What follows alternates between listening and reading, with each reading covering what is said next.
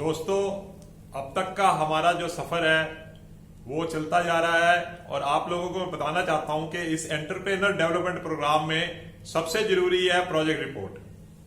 Project report क्यों हम बता रहा हूं कि बार बार आपको बता रहा हूं, ये बहुत सीरियस नोट है प्रोजेक्ट रिपोर्ट बनाना।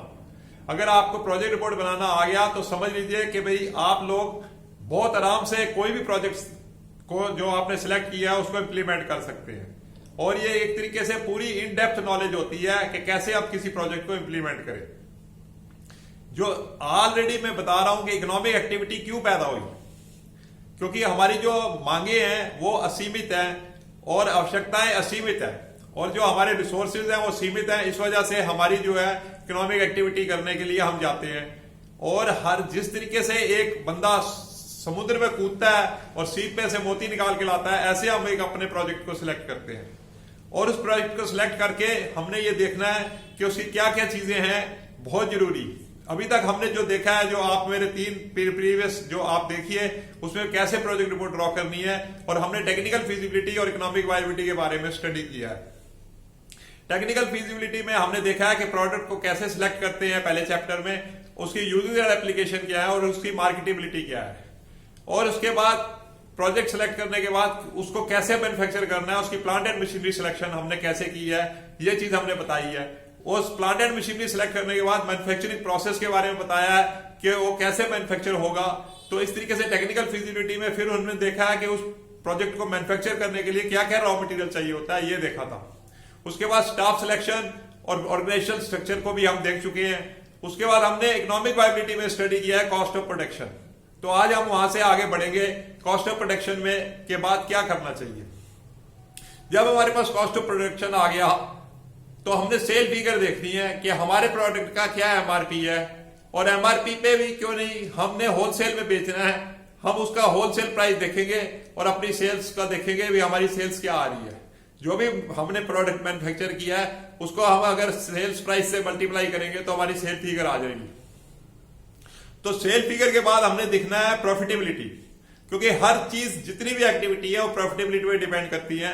अगर हमारी प्रॉफिटेबिलिटी हेल्दी है तो हम हर चीज पे कर सकते हैं, क्योंकि अब हमारे पास एबिटा आ गया है। एबिटा क्या होता है? Earning before interest, depreciation and tax, उसे कहते हैं एबिटा, या ग्रॉस प्रॉफिट कह लो या कॉस्ट ऑफ सेल्स कह लो। इसके बाद हम जो है अपनी प्रॉफिटेबिलिटी स्टेटमेंट ड्रॉ करते हैं। प्रॉफिटेबिलिटी स्टेटमेंट में हमारे क्या क्या चीजें आती हैं? सबसे पहले हमारा आता है सैलरी। जो सैलरी हम स्टाफ को पे करते हैं वो हमें अलाउड है और इनकम टैक्स के हिसाब से हम सैलरी डालेंगे और ये हमारा एक मेजर खर्चा होता है। सैलरी के बाद हमारा बैंक इंटरेस्ट, जो हमने लोन्स वगैरह ले रखे हैं उन पे जो इंटरेस्ट होता है वो इंटरेस्ट है, या फिर हम इंटरेस्ट और कैपिटल अगर अलाउड करते हैं तो इंटरेस्ट और कैपिटल भी हमारा यहां पर आएगा। उसके बाद रेंट, अगर हमारी रेंटल प्रेमिसेस है तो हमारा रेंट भी यहां पर आएगा। उसके बाद अगर हम कोई व्हीकल मेंटेन करते हैं और प्लांट एंड मशीनरी है तो उसका एक ग्रॉस ब्लॉक बनता है इन सारी एसेट्स का, उनको हमें एक डेप्रिसिएशन इनकम टैक्स रूल के हिसाब से अलाउड है, जिसे हम एक रिप्लेसमेंट रिजर्व कह सकते हैं, जो हम बार बार बनाते हैं कि कभी हमें फ्यूचर में अगर इन चीजों को रिप्लेस करना पड़े तो हम कैसे रिप्लेस करेंगे। तो डेप्रिसिएशन के बाद हमारा आता है व्हीकल मेंटेनेंस, क्योंकि अगर हम अपने बिजनेस के लिए कोई ना कोई व्हीकल मेंटेन करते हैं, जिनमें डिलीवरी व्हीकल भी होते हैं, जिनमें हमारे पर्सनल व्हीकल्स भी होते हैं, उन सब के ऊपर भी हमारा जो खर्चा होता है उसे व्हीकल मेंटेनेंस कहते हैं, पेट्रोल इत्यादि का खर्चा। उसके बाद हमारी स्टाफ वेलफेयर के खर्चे भी यहाँ पर अलाउड होते हैं। उसके बाद हमारे ऑफिस एस्टेब्लिशमेंट के खर्चे। तो इन सब खर्चों को हम डालने के बाद जो भी इंटरएक्ट एक्सपेंसेस होते हैं, इन सबको डालने के बाद हमारी जो है प्रॉफिटेबिलिटी आ जाएगी या नेट प्रॉफिट आ जाएगा, जिसे हम देखेंगे कि भी वो हमारा प्रोजेक्ट वायबल है, इकोनॉमिक वायबल है या नहीं है।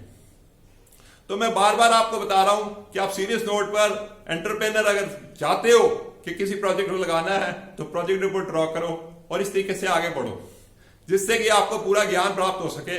मैं अपने अगली उसमें आपको इसके बाद की बातें कि बैलेंस शीट कैसे ड्रॉ की जाती है और रेशियो एनालिसिस कैसे होती है बताऊंगा। आप मेरी वीडियोस को लाइक कीजिए और मुझे शेयर कीजिए और इस पे कमेंट कीजिए, मुझे सजेशन दीजिए। आपको अगर कोई परेशानी है तो मुझे बताइए, जिससे कि मैं आपकी हेल्प कर सकूं। और ज्यादा से ज्यादा आप लोग मेरे इसको कमेंट करिए कमेंट बॉक्स में जाकर, जिससे और लाइक कीजिए, शेयर कीजिए, बार बार कह रहा हूं सब्सक्राइब कीजिए, बेल नोटिफिकेशन पे जाकर बेल नोटिफिकेशन दबाइए। बहुत बहुत धन्यवाद आपका, बहुत बहुत धन्यवाद।